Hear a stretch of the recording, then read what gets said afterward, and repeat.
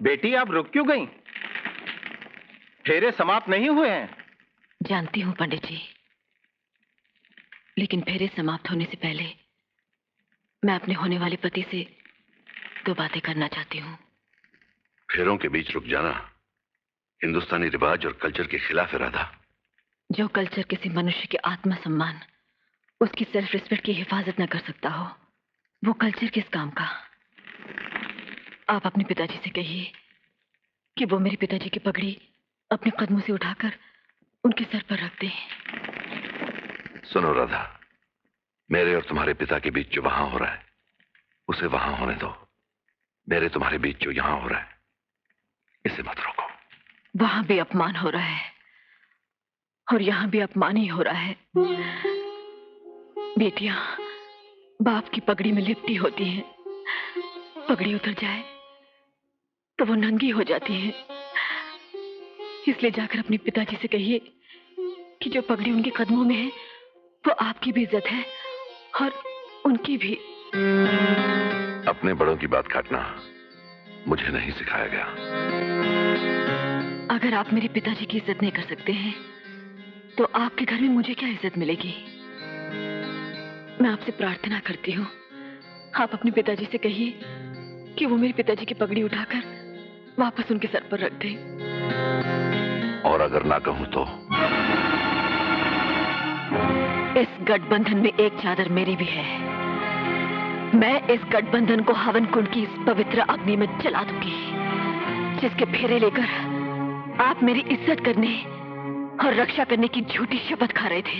मैंने कहा ना, मैं अपने पिताजी की कोई बात नहीं काट सकता। पंडित जी, शादी के मंत्र पढ़िए। नहीं पंडित जी,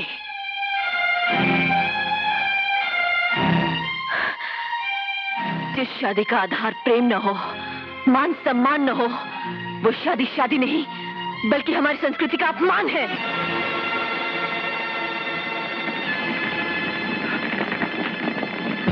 देखा तुमने? अरे हम तो बच गए, वरना ये लड़की मेरा बना बनाया घर जला के खाक कर देती।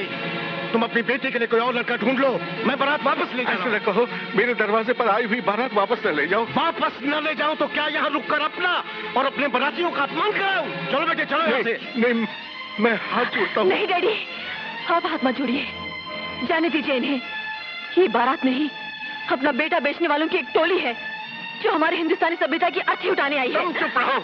अपनी बेटी को हिंदुस्तानी बहू होने की तहजीब सिखाओ उमराव, वरना इस घर में जो भी बारात आएगी इसी तरह वापस लौट जाएगी। हट जाओ, चलो बेटे चलो यहाँ से, चलो। रघुवीर, रघुवीर, रुक जाओ भाई, मेरे दोस्तों, मैं कहाँ हो जाऊंगा। रघुवीर, रुक जाओ रघुवीर, मैं हाथ जोड़ता हूँ। हट जाओ उमराव। सुनो रघुवीर, बैठो बेटे। रघुवीर, रुक जाओ बेटे, रुक जाओ। रघुवीर, मुझे कुछ नहीं सुनना। मैं हाथ जोड़ता हूँ। ड्राइवर गाड़ी चलाओ। रघुवीर, मैं तबाह हो जाऊंगा। ठीक, घर से बारात लौट गई। अरे बाप का तो मुंह काला हो गया।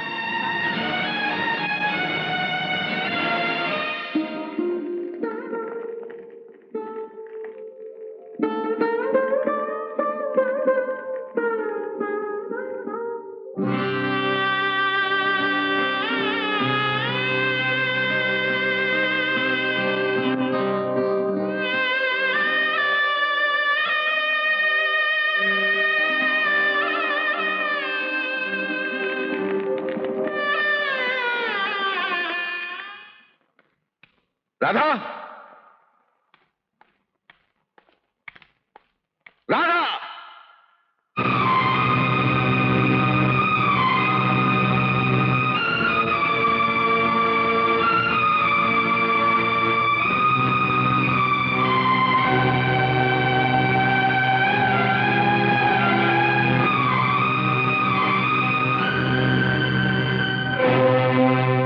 डैडी, आपकी पगड़ी।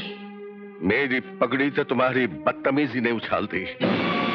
अपने बाप की और अपने खानदान की इज्जत को मिट्टी में मिलाकर तमाशा देख लिया तुमने।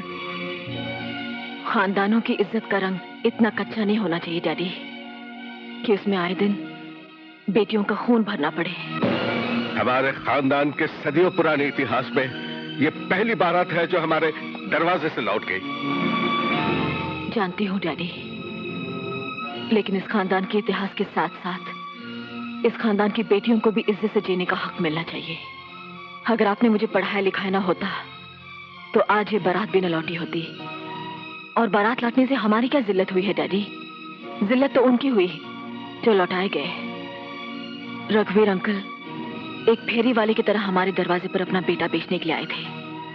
माल खराब था और वो दाम भी ज्यादा मांग रहे थे, इसलिए आपने उनका बेटा नहीं खरीदा। ये तकरीर तुम अपनी बेटी की शादी के लिए बचा रखो। हमारे दरवाजे से हमारी बेटी की बारात लौटी है। नहीं डैडी, जो बारात लौटी है वो मेरी थी और मैं आपके घर में खूंटे से बंधी हुई कोई गैया नहीं हूँ कि आपने रस्सी खोलकर जिसके हाथ में थमा दिया मैं उसके साथ चल दूं। मैं उस आदमी के साथ शादी कभी नहीं कर सकती थी जो चुपचाप खड़ा मेरे पिताजी की जिल्लत का तमाशा देखता रहा। डैडी, मैं आपकी झुकी हुई गर्दन नहीं देख सकती थी। हमारी गर्दन तो उसी दिन झुक जाती है जब कोई बेटी जन्म लेती है। बेटी तो बाप की झुकी हुई गर्दन का एक और नाम है।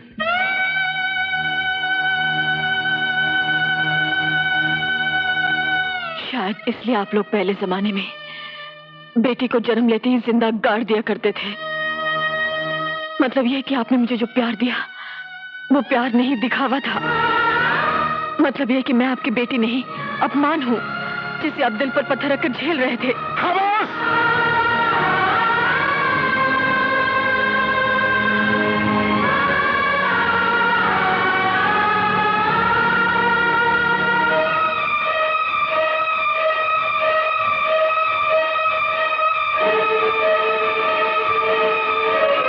तुमने अपने दिल की बात कह ली ना। अब मैं अपने दिल की बात करूंगा। राधा, राधा, अंकल का मूड मुझे अच्छा नहीं लगा। तुम उनके पास जाओ। क्या कहने जाऊं कि आप हाथ पांव जोड़कर बारात वापस ले आइए, मैं शादी के लिए तैयार हूँ। ये बहस का वक्त नहीं है राधा, तुम उनके पास जाओ, कुछ भी हो सकता है, प्लीज।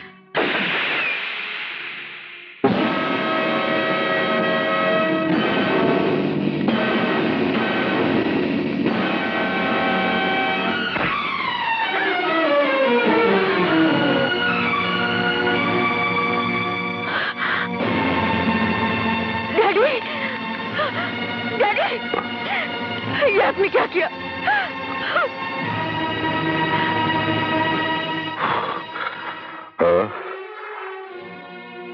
और कोई रास्ता नहीं था।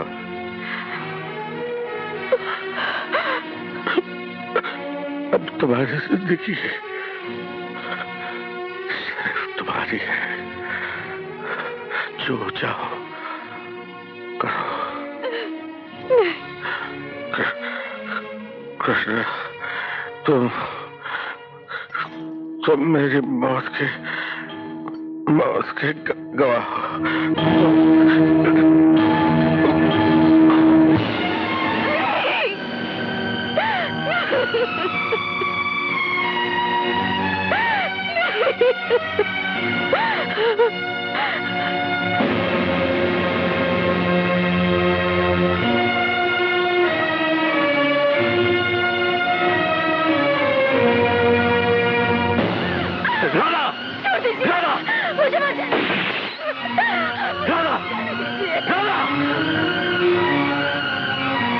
तुम्हारा मर जाना इस समस्या का समाधान नहीं, इस सवाल का हल नहीं। छोड़ दीजिए मुझे, मैंने अपने डैडी का कत्ल किया है।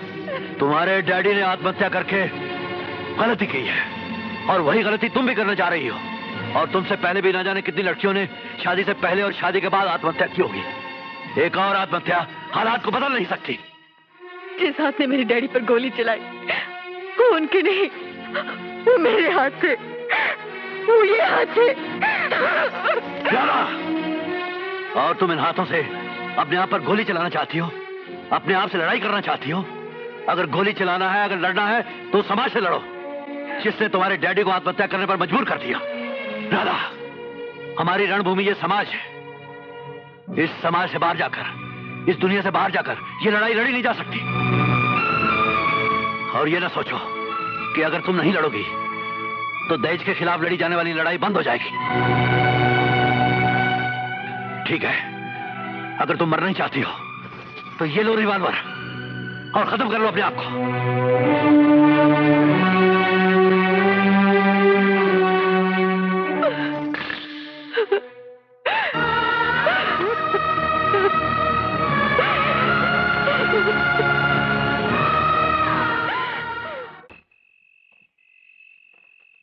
आहा, जायकेदार बना है, सूप अच्छा है।